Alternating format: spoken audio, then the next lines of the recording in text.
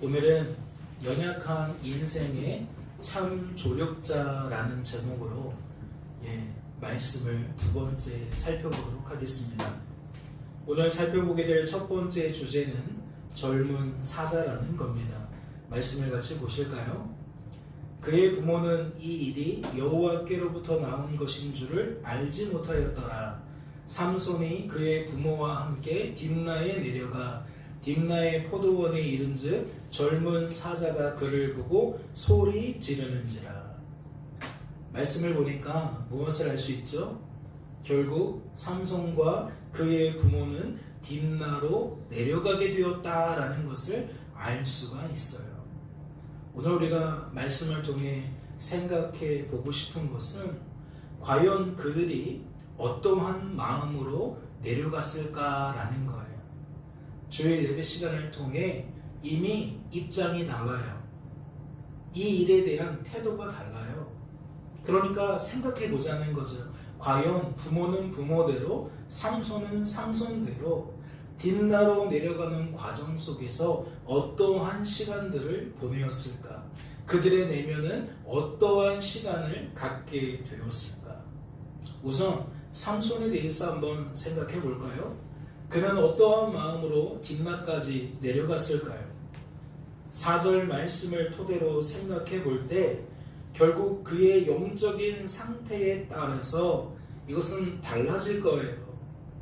그는 하나님, 제가 어떻게 하면 블레셋 사람들을 칠 수 있죠? 하나님, 저에게 좀 알려주세요. 저를 좀 도와주세요. 라고 하나님께 기도하며 내려가지 않았을까라고 생각합니다. 즉, 어떻게 하면 저 블레셋 사람들을 칠 수 있을까라는 생각과 감정과 의지 속에서 딥나로 내려가지 않았겠냐라는 거예요. 그렇다면 삼손의 부모는 어떠했을까요?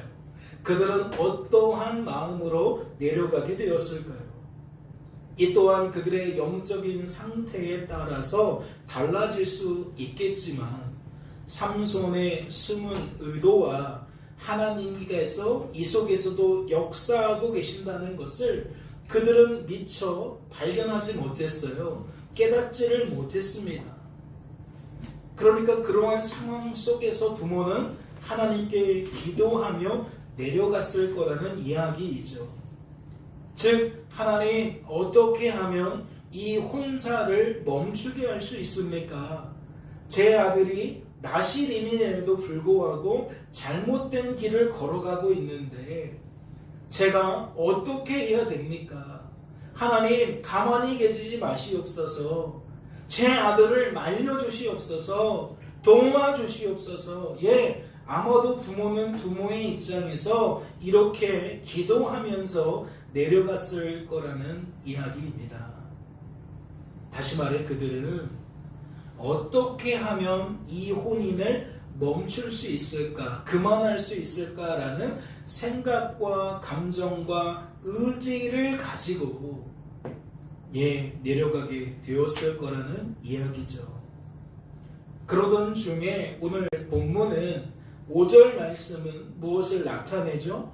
결국 그들이 딥나에 도착하게 되었음을 나타냅니다.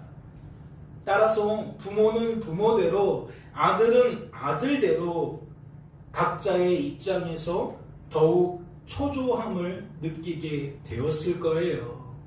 어떻게 하면 블레셋 사람들을 혼내줄까라는 생각에 사로잡혀 있는 삼손도, 어떻게 하면 블레셋 여인과 내 아들이 결혼하지 않을 수 있을까라는 그 고민 속에 있었던 부모도 딥나라는 환경에 도착하게 되었을 때에 훨씬 더 예민해졌을 거라고요. 훨씬 더 답답했을 거라고요. 훨씬 더 민감했을 거라는 거죠.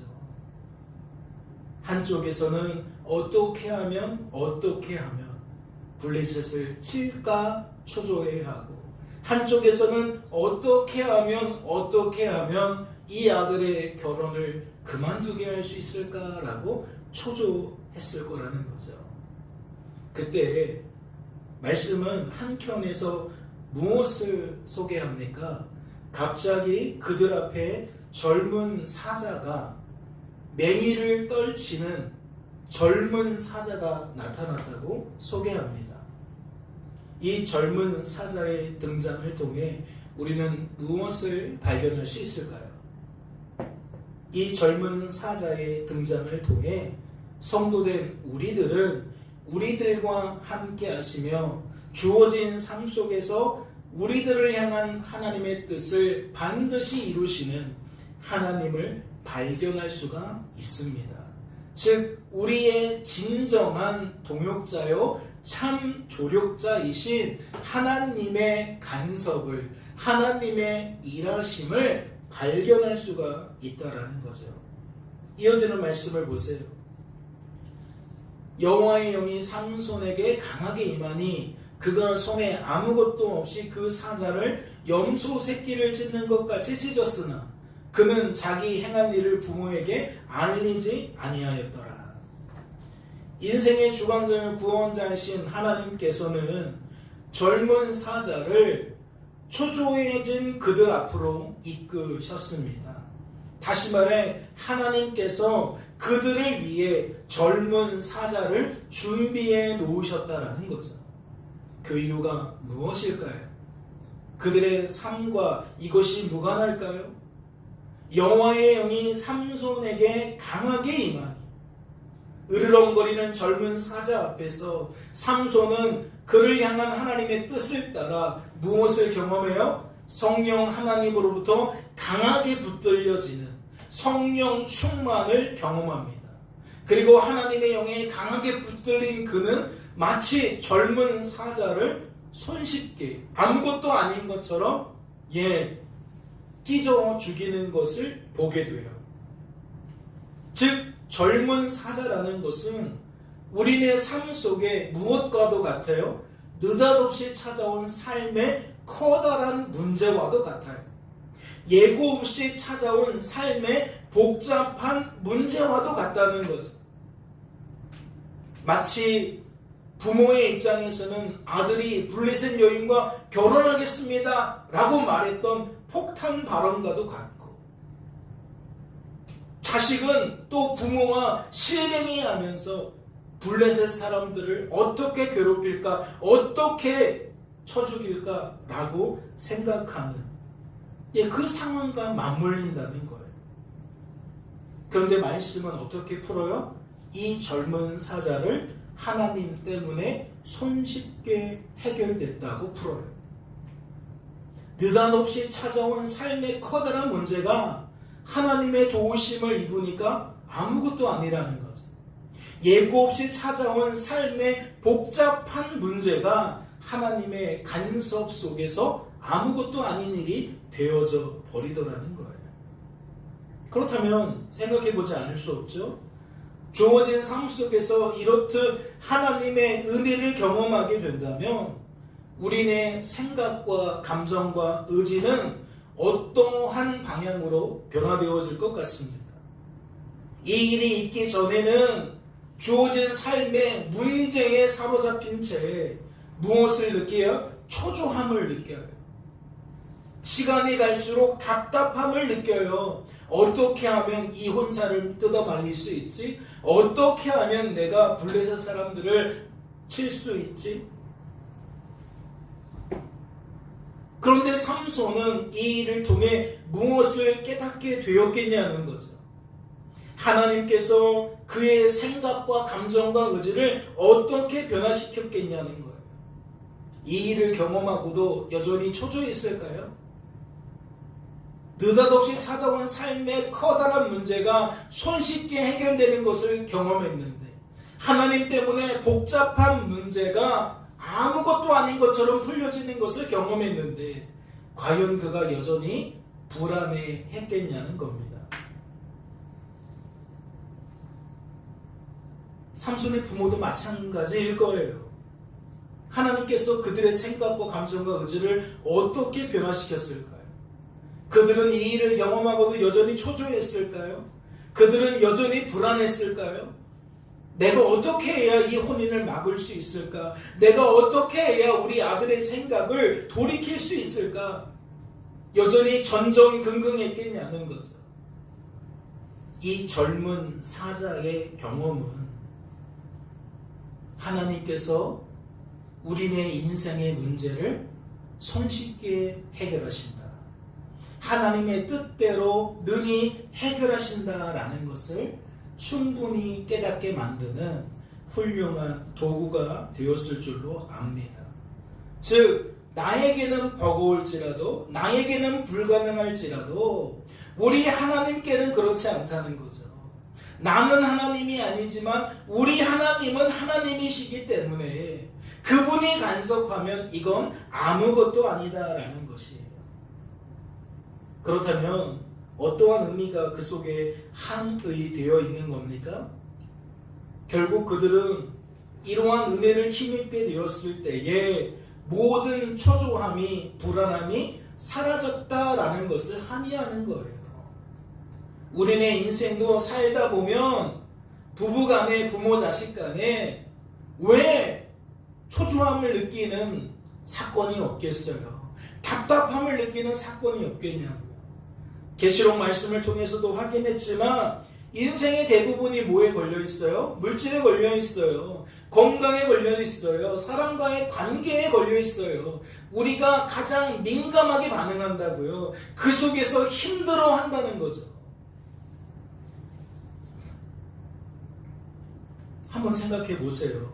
그들은 각자의 입장에서 자신들이 무언가를 해야 한다고 생각했습니다.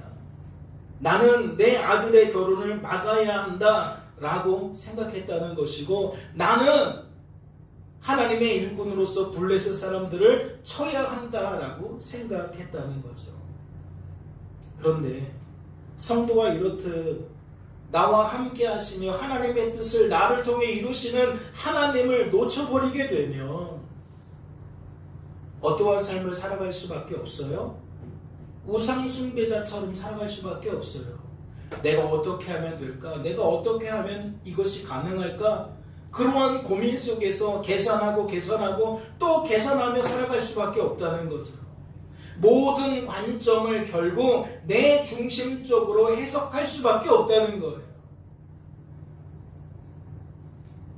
젊은 사자를 경험하기 전에 그 사자를 성령 충만함 가운데 아무것도 아닌 것처럼 해결하는 그 일을 경험하기 전에 우리는 어디에 붙들려서 살아간다? 온통 우리가 우리 인생의 주인이 되어져서 내 인생을 어떻게 구원해야 될까라는 고민 속에 살아간다. 신명기 말씀을 보세요. 광야에서도 너희가 당하였거니와 사람이 자기의 아들을 안는 것 같이 너희의 하나님 여호와께서 너희가 걸어온 길에서 너희를 안으사 이곳까지 이르게 하셨느니라. 이게 뭘 나타내는 거예요? 하나님만 하나님이라는 거예요. 인생의 주관자와 구원자는 하나님이라는 거죠. 너희가 애굽에서 나와서 광야를 지나 여기까지 온 거 하나님 때문이라는 거예요. 하나님이 지켜주셨기 때문이라는 거예요. 하나님이 돌보셨기 때문이라는 거예요. 그런데 인생은 출애굽 사건부터 광야 생활에 이르기까지 번번이 어디에서 무너졌습니까? 우리가 우리의 인생을 주인 되어서 끌고 나가려고 하는 그 마음 때문에 무너졌어요. 과연 되겠는가? 이러다가 우리 죽는 것은 아닌가? 늘 노심초사하고 답답해하며 끌고 왔다는 거죠. 그래서 32절은 어떻게 말하는 겁니까? 이 일에 너희가 너희 하나님 여호와를 믿지 아니하였다는 거예요. 하나님은 하나님의 뜻을 따라 애굽에서 나오게 하셨고 광야에서 그들을 죽지 않고 살게 하셨는데 필요한 것들을 먹게 하셨고 마시게 하셨고 나타난 적군들을 물리쳐 주셨는데 사람들은 지레짐작하고 과연 우리가 이러다가 살 수 있겠는가? 먹을 것이 있겠는가? 마실 것이 있겠는가? 늘 우리가 그 틈바구니 안에서 살다 보니까 우리는 노심초사하며 살더라는 거죠. 그것을 말씀은 어떻게 표현한 겁니까? 사람들이 하나님을 믿지 않았다고 표현하는 거예요. 하나님께서는 젊은 사자를 통해 무엇을 드러내셨다? 그들이 하나님을 믿지 못함을 드러내셨다. 그리고 믿지 못하는 그들에게 은혜를 베풀어 주셨다. 어떠한 은혜를? 믿어지게 하는 은혜를. 젊은 사자를 손쉽게 찢어 죽임으로써 우리 하나님이 도우시면 아무것도 아니구나. 우리 하나님이 하나님의 뜻을 따라 역사하시면 내가 괜한 수고고 괜한 고민이구나 라는 것을 드러내셨다. 즉 젊은 사자는 복음을 알려주는 통로가 되었다. 젊은 사자는 복음의 은혜를 누리게 만드는 역할을 감당했다. 그렇다면 다시 묻지 않을 수 없습니다. 말씀은 하나님께서 이 큰 일을 누구에게 하셨다라고 소개한 겁니까? 누구를 위해 하셨다고 소개한 거죠? 딥나로 내려가는 상황 속에서 초조하기는 삼손과 삼손의 부모가 마찬가지였어요. 각자의 입장에서 답답해하기는 마찬가지였다는 거죠. 그런데 말씀을 보니까 젊은 사자의 사건은 누구에게 일어난 일이에요? 삼손에게 일어난 일이에요. 그의 부모는 몰랐다는 거죠. 하나님께서 누구에게 믿어지게 하셨다? 누구에게 구원의 은혜를 베푸셨다? 삼손에게 베푸셨다. 왜요? 삼손을 통해 하실 일이 있기 때문에. 삼손을 통해 이루실 하나님의 뜻이 있기 때문에 하나님은 그 뜻을 이루시고자 삼손에게 은혜를 베풀어 주셨다. 그리고 이 은혜 받은 삼손은 어떠한 마음일 수밖에 없다? 평안한 마음일 수밖에 없다. 조금 전까지는 초조했고 불안했을지라도 지금부터는 뭐예요? 평안했을 거라는 거죠. 내가 어떻게 블레셋을 칠까라는 마음이 사라지고 하나님이 나를 통해 블레셋을 치겠구나라는 마음으로 바뀌어졌을 거라는 거예요. 그러면 누가 남아요? 부모가 남죠. 부모는 그 은혜를 누리지 못해요. 그러면 부모는 여전히 어떠한 마음일 수밖에 없어요? 이 아들의 혼사를 어떻게 해야 막을 수 있을까라는 그 마음일 수밖에 없어요. 그러니까 삼손은 마음이 고요해졌는데 부모의 마음은 더 초조해지는 거죠. 더 답답해지는 거죠.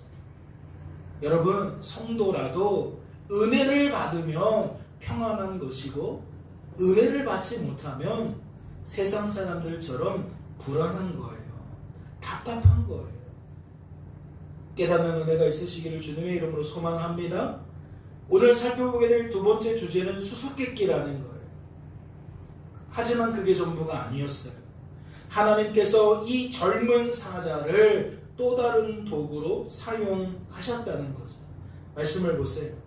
얼마 후에 삼손이 그 여자를 맞이하려고 다시 가다가 딥나로 내려갔어요. 그 여인의 집에 가서 혼담을 주고받았어요. 그리고 다시 돌아온 겁니다. 그런데 8절은 뭐라고 말해요?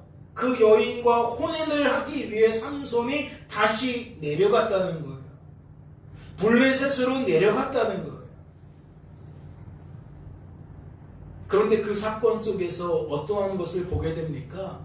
다시 내려가게 되었을 때에 삼손이 본 게 뭐죠? 그 사자의 죽음을 본 거예요. 그리고 그 사자의 몸에 벌떼와 뿔이 있는 것을 보게 된 겁니다. 이는 어떻게도 해석이 돼요? 하나님께서 이끄신 젊은 사자는 이제 죽음이 되었지만 하나님께서 벌떼를 그 죽음 앞으로 이끄셨다는 것이고 그 이끄신 벌들로 하여금 그 죽음의 꿀을 만들게 하셨다는 거예요. 그리고 삼손으로 하여금 그 광경을 보게 하셨다는 거죠. 삼손은 하나님 때문에 하나님이 준비해 놓으신 그 이상한 광경을 머릿속에 각인시킨 겁니다. 마치 말씀을 들을 때에 하나님께서 그 말씀을 우리 마음판에 각인시켜 주시는 것처럼 하나님은 그 풍경을, 광경을 삼손의 마음판에 새겨 넣으셨다는 거죠. 무엇 때문에요? 왜요? 하나님이 왜 그렇게 하셨어야 하는 거지? 왜 그런 일들을 보게 하셨겠어요? 말씀은 그 이유를 이렇게 소개합니다. 무리가 삼손을 보고 30명을 데려와서 친구를 삼아 그와 함께하게 한지라. 삼손이 그들에게 이르되 이제 내가 너희에게 수수께끼를 내리니 잔치하는 이래 동안에 너희가 그것을 풀어내게 말하면 내가 배옷 30벌과 겉옷 30벌을 너희에게 주리라. 머릿속에 각인된 그 광경은 블레셋 사람의 풍습을 따라 혼인잔치 기간 중에 새롭게 사귀게 된 블레셋 친구들에게 수수께끼를 내는데 사용이 되어졌습니다. 이는 내기를 하는데 사용이 되었다는 거예요. 즉 삼손이 수수께끼를 내었다는 거죠. 자신이 본 것을 연상해서 그 친구들에게 그것이 무엇인지 맞춰보라고 소개를 했다는 거예요. 그래서 맞추면 내가 배옷과 겉옷을 너희에게 주고 맞추지 못하면 너희가 겉옷과 배옷을 나에게 주라고 그렇게 내기를 했다는 거죠. 과연 결과는 어떠했을까요? 하나님이 보게 하신 그 광경이 일반적인 것이었다면 수수께끼의 주제가 될 수 없었을 거예요. 아마 내자마자 그 순간 30명 중에 누군가가 손을 들고 그건 이거다 라고 맞춰버렸을 거라는 거죠. 이것이 일반적이지 않았기 때문에 30명은 당혹스러운 거예요. 맞출 수가 없는 거죠. 말씀을 보세요. 삼손이 그들에게 이르되 너희가 내 암송아지로 밭갈지 아니하였더라면 내 수수께끼를 능히 풀지 못하였으리라 하니라. 삼손은 자신만만했어요. 너희들은 결코 이것을 풀 수 없다라고 확신을 했다는 거죠. 왜? 자신이 이런 일들을 본 적이 없으니까. 이런 일은 그들도 본 적이 없을 거라고 생각했으니까 맞출 수가 없다고 여겼다는 거죠. 그런데 결과적으로 그들은 수수께끼를 풀었습니다. 정답을 맞췄어요. 왜 이런 결과가 나온 거죠? 삼손이 보게 된 그 기적 같은 광경을 그들도 본 것일까요? 삼손이 보게 된 그 장소에 그들 중에 누구도 지나가다가 보았던 것일까요? 즉 하나님께서 그들 중에 누군가에게도 보여주셨겠냐는 겁니다. 말씀은 너희가 내 암송아지로 밭 갈았다 라고 표현하고 있는데 이 말씀의 의미가 무엇이겠냐고요.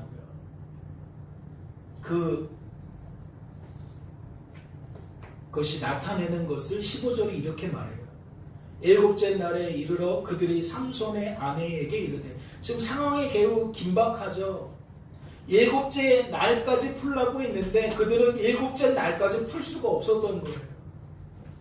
그러니까 일곱째 날에 삼손의 아내가 된 그 여인을 찾아가서 뭐라고 말하는 거죠? 너는 내 남편을 꿰어 그 수수께끼를 우리에게 알려달라 하라. 그렇지 아니하면 너와 내 아버지의 집을 불살르리라. 뭐하고 있는 거예요? 협박하고 있는 거예요.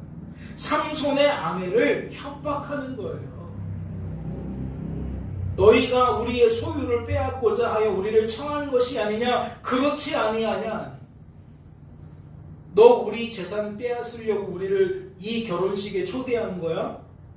그냥 막 멱살 잡고 흔든 거죠. 만약 정답 알아내지 못하면 우리 가만히 있지 않을 거야. 너희 집에, 너희 친정집에 해코지할 거야. 윽박질렀다는 거예요. 새롭게 사귀게 된 블레셋 친구들은 그 인성이 형편이 없는 것 같아요.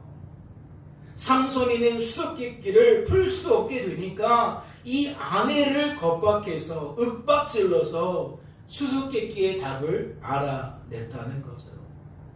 암송아지를 밭갈았다는 건 아내를 뒤에서 윽박질렀다는 얘기가 된다고요. 이것을 통해 무엇을 깨닫게 되십니까?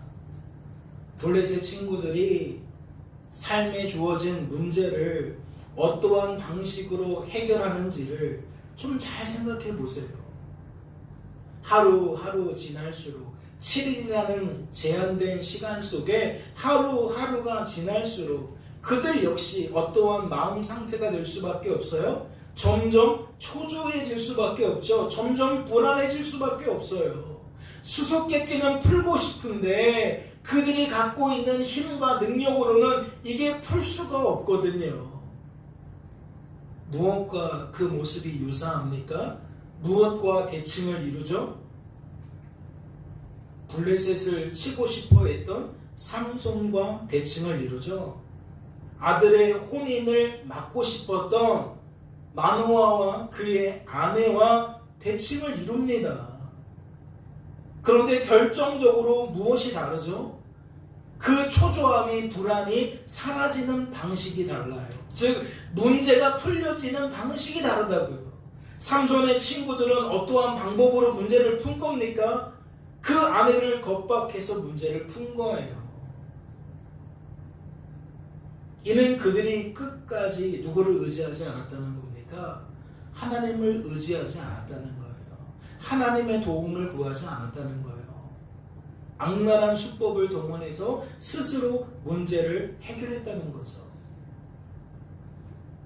그래서 우리는 삼손의 친구들의 모습을 통해 무엇을 보는 거죠? 인생은 하나님의 은혜가 없으면 죄라는 것에서 벗어나질 못하는구나. 그 생각이 죄라는 것에서 한치도 벗어나지 않는구나. 따라서 성도된 우리들은 구원받은 성도의 삶이 내가 사는 삶이 아니라 그리스도께서 사시는 삶이라는 것을 깨닫게 되는 거죠. 내가 저들과 다르게 죄의 열매를 맺지 않는 것은 하나님의 도우심 때문이었구나. 나도 내 인생의 문제를 하나님의 도움 없이 내 힘으로 풀고자 애쓰며 살아갈 수밖에 없는데 하나님 때문에 나는 기도할 수 있는 것이고 하나님 때문에 나는 하나님을 의지해서 담대하게 살아갈 수가 있는 거구나. 저들은 돈 걱정, 건강 걱정, 사람과의 그 관계 걱정하면서 자신들이 이 말 저 말 해가면서 자신들이 자신의 인생을 어떻게 잘 해보려고 늘 안간힘을 쓰고 살아가는데 성도는 한 걸음 물러서서 하나님이 늘 든든한 보호자라는 것, 교력자라는 것을 깨달으면서 넉넉한 마음으로 사는 거구나. 이 완전 다른 삶이구나 라는 것을 깨닫게 된다는 거죠. 말씀을 보실까요? 시편 127편을 보니까 그러한 인생의 차이를 이렇게 나타내요. 여호와께서 집을 세우지 아니하시면 세우는 자의 수고가 없대며 여호와께서 성을 지키지 아니하시면 파수꾼의 깨어있음이 헛되도다. 너희가 일찍이 일어나고 늦게 누우며 수고의 떡을 먹음이 헛되도다. 그러므로 여호와께서 그의 사랑하시는 자에게는 잠을 주시는도다. 말씀 속에는 두 가지의 삶이 드러나는 거예요. 하나는 우상 숭배자의 삶, 즉 인생을 내가 산다라고 여기는 삶. 그들은 날마다 자기의 플랜을 가지고 자기의 인생을 디자인하며 분투하며 살아가는 거예요. 늘 피말려가는 삶을 산다는 거죠. 쳇바퀴 돌듯 하는 그 삶 속에서 늘 초조함을 가지고 불안함을 가지고 자기가 자기 인생을 끌고 가고자 애를 쓰며 산다는 거예요. 그런데 말씀은 내가 사는 삶이 얼마나 하나님 보시기에 무익한 삶인지를 나타내죠. 하나님의 도우심이 없는 인생이 얼마나 헛되고 허망한 인생인지를 말씀이 소개한다는 거예요. 그것을 어떻게 표현하는 거죠? 여호와께서 사랑하시는 자에게는 잠을 주신다. 잠을 잔다는 게 뭐예요? 한쪽에서는 인생 걱정 때문에 분주히 돌아다니느라고 잠을 못 자. 근데 한쪽에서는 인생 걱정 하나님께 맡기고 편안하게 잠을 잔다는 거예요. 잠이라는 걸 통해서 그 마음 상태를 드러냈다는 거죠. 하나님께서 붙들 삶은 평안하지만 하나님을 놓치고 내가 내 인생을 붙들려고 하는 삶은 늘 불안하다. 그것을 시편 127편이 나타내고 있다는 거예요. 여러분, 백수가 되라는 얘기가 아닙니다. 아무것도 할 필요 없다는 얘기가 아니에요. 한 사람은 똑같이 일을 해도 마음이 편안하다는 거고, 한 사람은 똑같이 일을 해도 늘 마음이 조급하다는 거예요. 인생을 내가 사는 것으로 여기는 삶은 조급함이 쫓아온다는 거고, 인생을 그리스도께서 사시는 삶으로 여기는 삶은 인생에 평안함이 있다는 거죠. 깨닫는 은혜가 있으시기를 주님의 이름으로 소망합니다. 블레셋 친구들의 삶과 삼손의 삶은 대조적이라는 거죠. 인생이 대조적이라는 것이 아니라 하나님께 은혜 받은 것과 그렇지 않은 것의 차이가 대조적이라는 거예요. 오늘 살펴보게 될 세 번째 주제는 배옥과 겉옷 30벌이라는 거예요. 말씀을 보세요. 7일 동안 그들이 잔치할 때 그의 아내가 그 앞에서 울며 그에게 강요함으로 7째 날에는 그가 그의 아내에게 수수께끼를 알려주며 그의 아내가 그것을 자기 백성들에게 알려주었다. 17절을 보니까 무엇을 알 수 있어요? 열심히 자기 힘으로 해결하다가 해결할 수 없어서 7일째 되던 날에 윽박지른 게 아니라는 걸 알 수 있어요. 그러니까 이 사람들은 첫째 날 딱 문제를 보고 감이 온 거예요. 이거 우리 식대로는 못 풀겠다.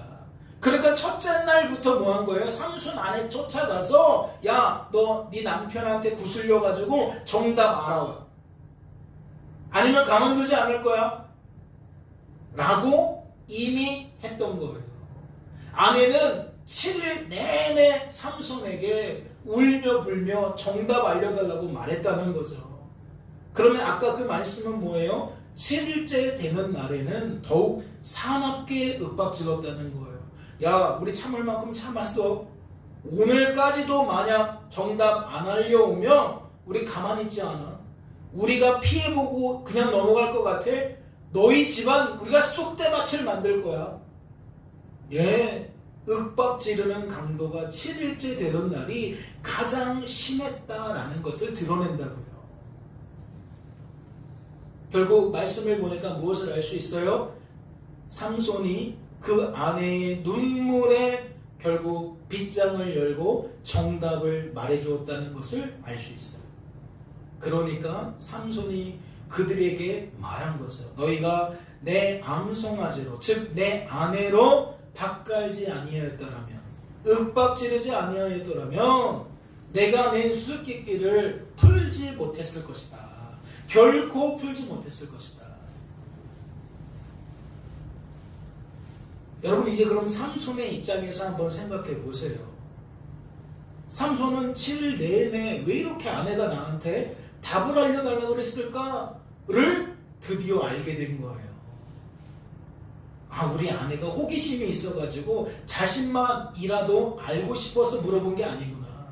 결국 뒤에 배경을 보니까 이게 저 친구들이 우리 아내를 윽박질러 가지고 우리 아내가 매일 밤마다 나에게 정답 알려달라고 이야기했던 것이구나. 그러면 삼손의 기분이 어떻겠냐? 삼손의 생각과 감정과 의지가 어떠했겠냐는 거죠. 어떠한 마음에 사로잡히게 되었을까요? 삼손은 수수께끼에서 졌으니까 결국 무엇을 마련해야 돼요? 그들에게 줄 배옷과 겉옷을 마련해 주어야 돼요. 한 사람당 한 돈 1,000,000원씩 준비해서 주어야 한다고요. 말씀을 볼까요? 여호와의 영이 삼손에게 갑자기 임하시네. 삼손이 아스글론에 내려가서 그곳 사람 30명을 쳐 죽이고 노력하여 수수께끼 푼 자들에게 옷을 주고. 삼손은 그 문제를 풀기 위해서 어떠한 방법을 씁니까? 아스글론이라는 또 다른 도시로 내려가서 블레셋 사람 30명을 살해하고 그들의 것을 노력해서 블레셋 친구들에게 약속한 배옷과 겉옷을 주었습니다.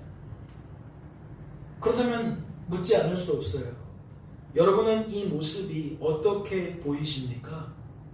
블레셋 사람들을 향한 삼손의 생각과 감정과 의지가 어떠했을지 느껴지십니까? 말씀을 하나 참고해 보세요. 4절 말씀을 보니까 그때에 블레셋 사람이 이스라엘을 다스린 까닭에 삼손이 틈을 타서 블레셋 사람을 치려 함이었으나, 이 말씀은 블레셋 사람들을 향해 삼손이 평상시에 어떠한 마음을 갖고 있었다는 것을 나타냅니까? 이스라엘을 압제하는 횡포를 부리는 블레셋 사람들을 향해 삼손이 이를 갈고 있었다는 것을 나타내는 거예요. 즉 삼손의 감정은 블레셋을 향해 결코 좋지 않았다라는 것을 4절 말씀이 나타낸다는 거죠. 그런데 자신의 아내를 건드렸어요. 삼손의 마음은 기본적으로 블레셋 사람들에게 좋지 않은데 블레셋 사람들이 내 아내를 겁박했다고요. 윽박질렀다고요. 그러면 불난 집에 부채질한 거죠. 불난 집에 기름을 붓는 겁니다. 무엇을 나타내는 거죠? 삼손은 그렇지 않아도 나쁜 감정인데 이 일을 통해 더 나쁜 감정을 갖게 되었다는 거예요. 즉 블레셋 사람들을 향해 더욱 크게 분노하게 되었다는 거죠. 그래서 그 분노의 감정을 가지고 무엇을 했다? 블레셋 사람들을 살해했다. 아스글론이라는 블레셋의 대도시에 쳐들어가서 30명을 살해했다. 그리고 그들의 것을 노략했다. 그래서 여러분에게 묻는 거예요. 여러분은 이렇게 분노에 사로잡혀서 사람들을 죽이고 그들의 것을 도둑질한 삼손의 방법이 어떻게 여겨지시냐는 거죠. 이는 오늘날의 기준으로 삼손의 행동을 평가하자는 이야기가 아닙니다. 말씀에 기준하여 삼손의 행동을 평가해 보자는 거죠. 특별히 삼손 이전에 시대에 이미 작성되었던 출애굽기의 그 10계명을 보세요. 13절, 15절, 17절에 뭐라고 말합니까? 살인을 하면 안 된다고 말해요. 도둑질을 하면 안 된다고 말합니다. 내 이웃의 것을 탐하면 안 된다고 말해요. 특별히 내 이웃의 아내와 남종과 여종과 그들의 소나 나귀나 소유를 탐내서는 안 된다고 말한다는 거죠. 이러한 구약 말씀에 비추어 볼 때 삼손의 방법은 합당한 것이었습니까? 합당하지 않은 것이었습니까? 오늘날의 평가가 아니라, 오늘날의 인식이 아니라 구약 말씀에 근거해 볼 때에 삼손의 행동은 합당해 보이지 않은 거였어요. 뿐만 아닙니다. 삼손보다 후대의 상황을 나타내는 신약 말씀에 비추어 보세요. 로마서를 보니까 아무에게도 악을 악으로 갚지 말고 모든 사람 앞에서 선한 일을 도모하라. 할 수 있거든 너희로서는 모든 사람과 더불어 화목하라 라고 되어 있어요. 그러면 신약 말씀에 비추어 볼 때 삼손의 방법은 정당한 겁니까? 정당하지 않은 겁니까? 구약 말씀에 비추어 봐도 아니었고 신약 말씀에 비추어 봐도 아닌 거예요. 즉 우리의 인식 평가가 아니라 말씀에 기준한 평가를 보니까 삼손의 행동은 인정받을 수 없는 잘못된 행동이다라는 것을 알 수 있다는 거죠. 하지만 말씀을 보세요. 여호와의 영이 삼손에게 갑자기 임하심에 삼손이 아스글론에 내려가서 그곳 사람 30명을 쳐 죽였다 라고 되어 있어요. 놀랍게도 하나님께서 삼손이 블레셋 사람들을 살인할 때 삼손과 함께 계셨다는 거죠. 마치 함께 계심으로 젊은 사자를 아무것도 아닌 것처럼 처리했던 그 사건과 너무나도 닮아 있다는 거예요. 하나님께서 블레셋 사람 30명을 삼손이 도륙할 수 있도록 도우셨다라고 말씀은 소개하고 있다는 거죠. 그렇다면 이것이 나타내고 싶어하는 것은 무엇일까요? 하나님께서 우리가 죄짓도록 도와주셨다는 이야기가 될까요? 하나님께서 우리가 죄짓는 것을 도와주셨다는 그러한 이야기가 되겠냐고요? 그렇지 않을 겁니다. 삼손이 선택한 방법, 앞서 말씀드린 것처럼 합당한 게 아니에요. 정당한 게 아닙니다. 분명합니다. 이건 삼손의 어리석고 연약한 모습이에요. 즉 자신이 얼마나 악하고 약하고 무능한지를 드러낸 사건이라는 거죠. 하지만 우리들은 그 속에서 무엇을 함께 보아야 한다는 겁니까? 이게 중요한 거예요. 삼손을 변명하고 합리화시켜서는 안 되고, 과연 하나님이 삼손에게 여호와의 영이 충만하게 임하게 하는 까닭이 무엇일까를 한번 고민해 보자는 거죠. 만약 당시 삼손이 죄에 사로잡혀 있었다면, 죄된 인식 속의 삶을 여기고 있었다면 그는 어떻게 받아들일 수밖에 없어요? 내가 베옷과 겉옷을 준비해야 한다고 여길 수밖에 없어요. 내가 할 일로 받아들일 수밖에 없다고요. 내가 해야 하는 일로 받아들일 수밖에 없다는 거죠. 그렇다면 이러한 인생들은 대부분 무엇이 발목을 붙들 때가 많습니까? 인간적인 계산이 발목을 붙들 때가 많아요. 내가 해야 한다라고 생각할 때에 우리는 제일 먼저 계산기를 두드려 본다는 거죠. 과연 내가 이것을 할 수 있을까 없을까?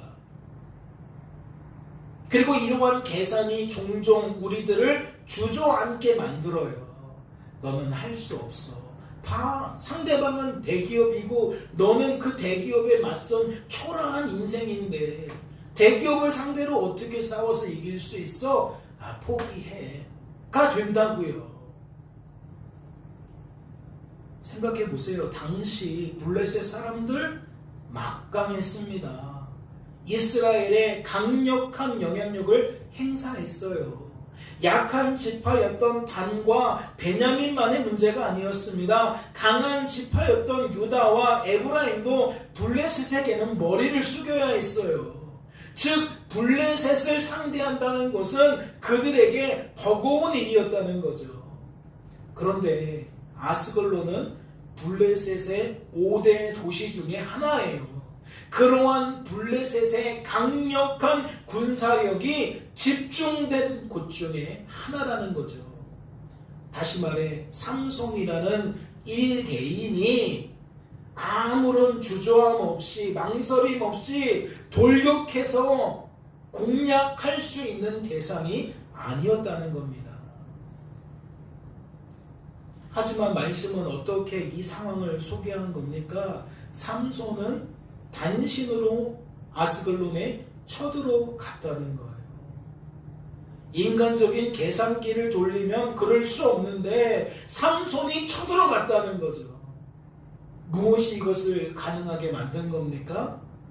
여호와의 영이 삼손에게 임했기 때문이죠. 그러니까 계산기가 필요 없는 거예요. 젊은 사자를 찢어 죽였던 그 경험이 다시 한번 내 안에서 불릴듯 일어나면서 나는 아스글론을 쳐부술 수 있다라는 마음으로 쳐들어갔다는 거예요. 그리고 실제적으로 쳐들어가서 무엇한 겁니까? 정말 때려 죽인 거예요. 그 아스글론을 쳐들어가서 30명을 살해하고 무사하게 돌아온 거예요. 그렇다면 우리들은 그들을 살해하고 그들의 것을 노력한 것을 누가 한 일로 보아야 하죠? 삼손과 함께 하신 하나님께서 삼손을 통해 친히 하신 일로 보아야 합니다. 그러면 이것은 어떻게 해석해야 되죠? 죄의 삭슨 사망이라고 말씀하신 하나님께서 범죄한 인생들에게 그 죄값을 물으신 것으로 보아야 합니다. 즉 삼손을 통해 블레셋 사람을 하나님이 심판하신 것으로 보아야 한다는 거죠. 삼손을 변호하는 게 아닙니다. 삼손을 옹호하는 게 아니에요. 삼손은 분명 죄인이었고 죄인의 모습을 드러낸 겁니다. 하지만 그 속에서 우리는 무엇도 보아야 한다? 하나님께서 하나님의 공의를 실현하는 것을 보아야 한다라는 거예요. 삼손에게는 부조리한 일이었지만 하나님께는 정당한 일이었다는 거죠. 말씀을 보세요. 사사기 삼손의 기사 속에 어떠한 모습이 가장 먼저 드러납니까? 이스라엘이 하나님께 죄를 지었고 하나님은 그 죄값을 블레셋에게 고통받는 것으로 물으셨다라는 거예요. 마치 삼손을 통해 블레셋 사람들이 도륙당한 것처럼 이스라엘 사람들은 블레셋에 의해 도륙을 당하게 되었다는 거죠. 누가? 하나님이 그러한 상황을 만드셨다는 거예요. 하지만 그게 다가 아닙니다. 죄에 대한 심판만이 이 속에 담겨 있는 게 아니에요. 우리가 삼손의 기사에서 발견한 게 무엇입니까? 삼손은 하나님께서 구별한 사람이라는 거예요. 어떠한 사람으로? 이스라엘을 블레셋 사람의 손에서 구원하는 사람으로, 즉 사사로 세워질 사람으로 소개했다는 거죠. 그러니까 이 사건도 사사의 일로 볼 수 있는 거예요. 블레셋 사람의 예봉을 꺾은 거죠. 아, 이스라엘 그냥 막대하면 안 되겠네. 경각심을 가져야 되겠네. 특별히 누구에 대한? 하나님에 대한. 블레셋 사람들은 하나님을 믿지 않아요. 이스라엘 사람들을 손쉽게 여겨요. 그런데 말씀을 통해서 우리가 깨달을 수 있는 건 뭐예요?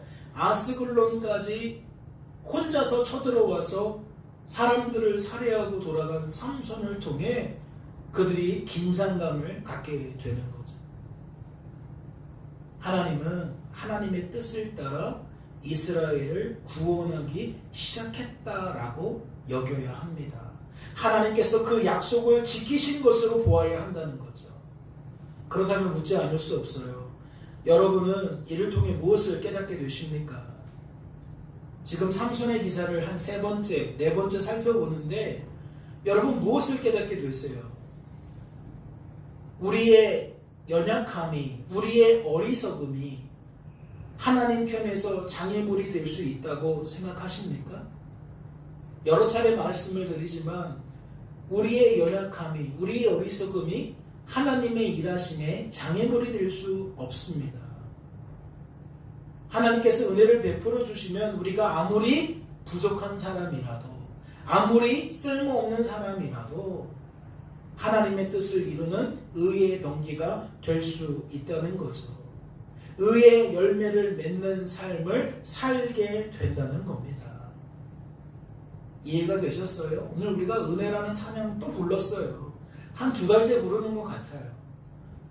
여러분, 여러분의 인생에 은혜라는 거, 감사라는 거, 평안이라는 거, 찬양이라는 거 결코 잊어서는 안 됩니다. 성도는요, 인생을 살아가면서 이러한 단어들을 빼놓고 설명할 수가 없는 거예요. 우리들 중에 자격 있는 사람들이 있나요? 성도가 될 만한, 성도로 보존될 만한, 성도다운 삶을 살 만한 그러한 자격 있는 사람들이 있습니까? 즉 나는 내가 이러한 삶을 살았기 때문에 하나님께 인정을 받고 성도가 되었습니다. 성도로 보존되었습니다. 성도다운 삶을 살았습니다. 라고 내세울 만한 사람들이 있냐고요.